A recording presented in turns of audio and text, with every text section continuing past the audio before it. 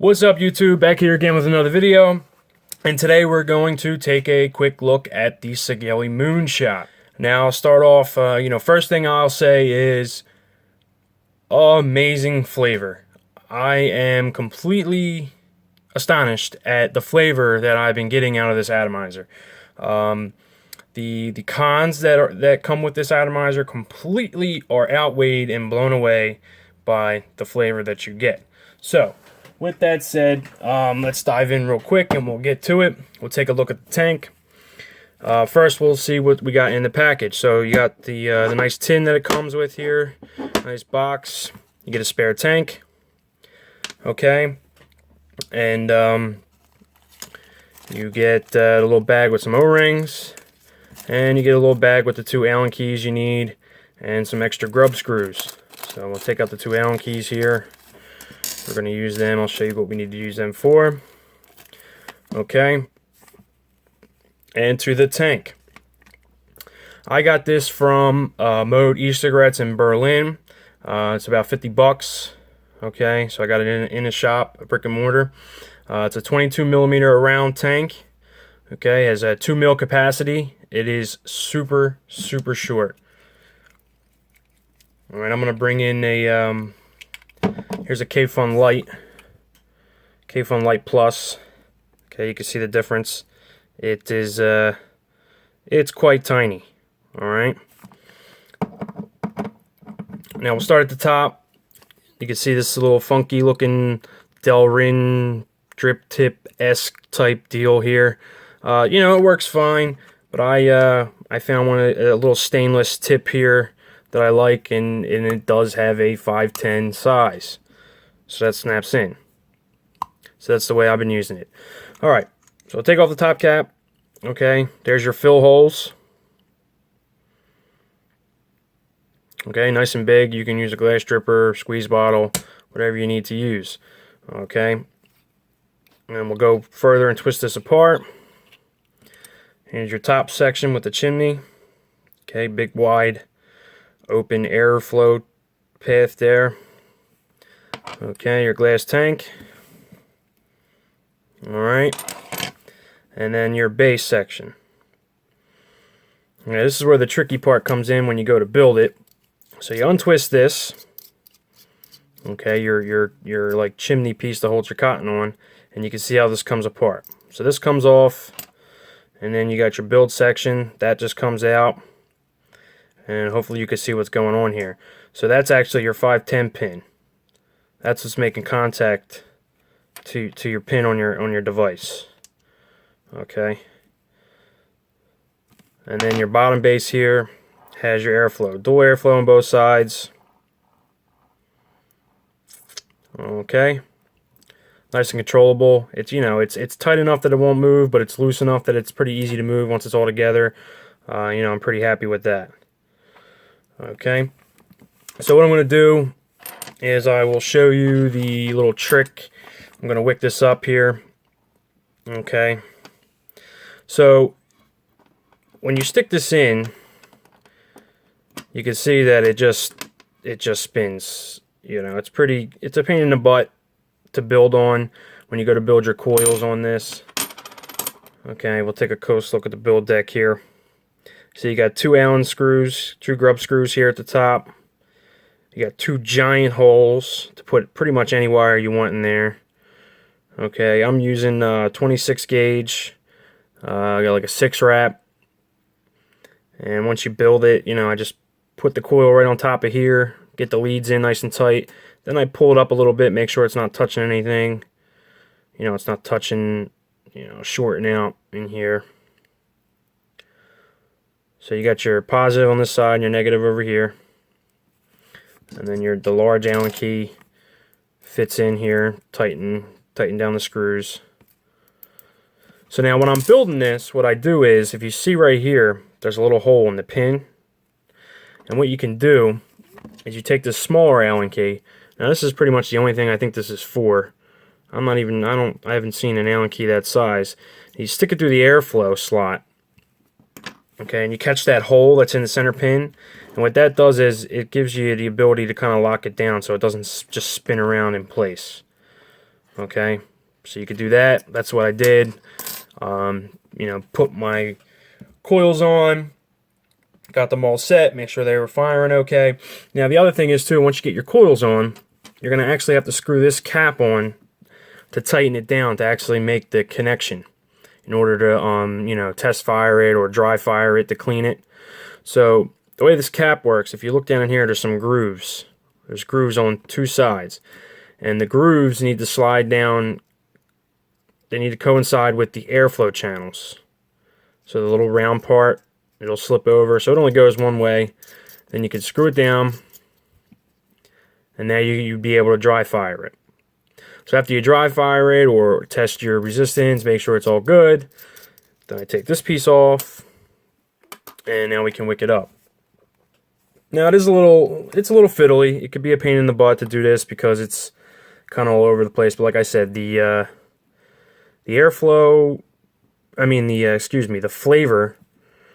the flavor just kind of makes up for all the little pain in the butt things that you get with this tank. So now the other thing is the way the juice flow works on this. It goes through these big ass holes. Okay, you need a good amount of cotton down in these little channels. So what I've been doing is I kind of just hold it down and I put my scissors underneath and I give it a little snip there. Go around to the other side, do the same thing, kind of hold it lightly down, and then I'll put my scissors to the bottom and give it a little snip. Okay, we got one side. Now we'll go to the other side, twist this up.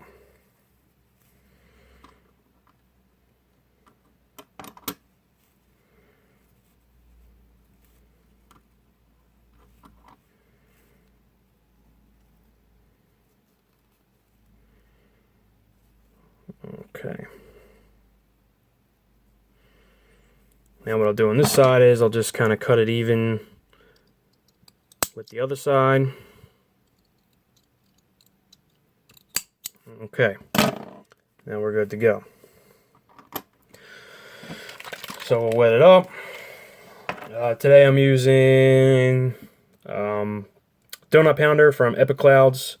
Namor Juice Epic Clouds.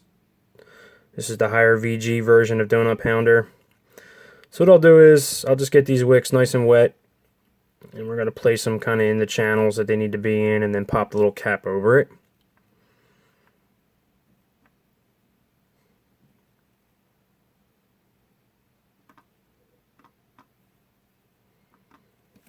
Alright. So now what I do is I kind of take it back out of the base and I hold it from the little pin here. And we're going to tuck it in kind of up to where it kind of needs to be. Now I found that, you know, thicker is better. I haven't been able to put too much in this thing. When I first got it, I kind of wicked it up with not enough and it flooded, but you know, just pack it full of wick.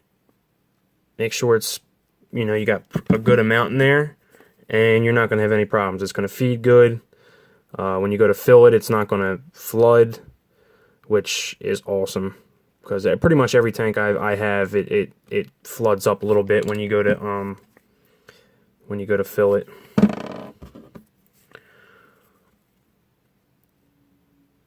Okay. So now once I get that kind of in place, what we're going to do is I'm going to line up the grooves. Okay, and what the grooves do, it helps you get the juice flow holes right with the wicks. Alright, we're going to kind of squish this over. And it's going to squish a lot of this down. So what I do now is I take the little pokey tool and I'll kind of squish it back under the cap. And we're going to work the cap down.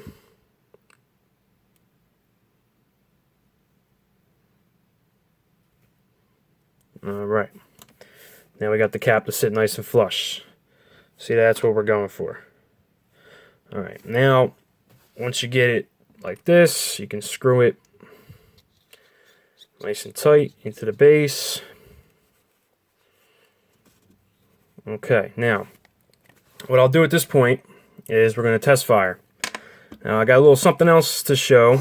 If I don't know if you've seen, some people have seen online, a lot of people are making mods out of these tins. So I went ahead and did one of my own. I did a dual 18650 DNA 40. So we're gonna, it's only fitting that we vape the Moonshot on the Moonshot mod. Okay, so we tested out 8.5 ohms, 38.5 watts. That's where I've been vaping it. Now, the post holes are huge, so you can pretty much do anything you want. Okay, so now at this point, we're going to put the tank on. Let's take it off of this mod here. Now we know it's overall good. So we're going to put the tank on, and then the top cap. Okay. Top cap with the chimney. Now we're going to fill it.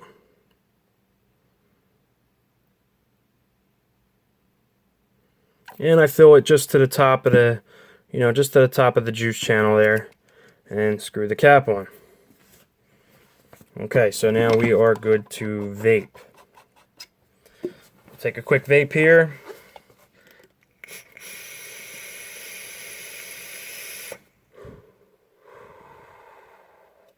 Awesome. Absolutely awesome. Now, we'll go over the pros. The pros so far for this tank. The airflow is very smooth, very consistent, and it reacts to every little change. Like, you can move this such a very small amount, and it adjusts fully from full open all the way closed. Like a lot of tanks, you got to close it more than half to even get it to shut down a little bit. But so that's the airflow is great. Amazing flavor, like I said. The flavor, it changes the taste of liquids. It brings out like everything. I'm just like really blown away. And everybody I know that uses this tank, about 4 or 5 people, they've fallen in love with it. The other pro is it doesn't flood. If you get it wicked right, it won't flood when you fill it. It's easy to fill, top fill. It's super tiny, so it looks great on smaller devices. It's just an awesome little tank. I'm absolutely in love with it. I bought a second one. I have a silver one also, and I got the black one here. Okay, so the cons that I've found is it's only 2 mil, but like I said, it's a trade-off. It's 2 mil, but the flavor is amazing. It fills nice and easy, so there you go there. And it's a little tough to build on and re-wick. It spins around. You got to put the Allen key in, but hey, once you get it built and you get it wicked, you vape it out. Again, with the flavor and the vape quality, to me, it just outdoes it. It just outdoes it.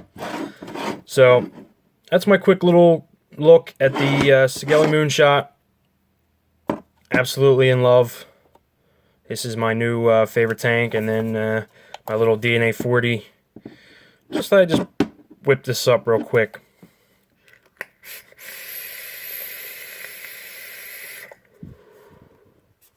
Alright, thanks for watching, and I'll see you on the next one.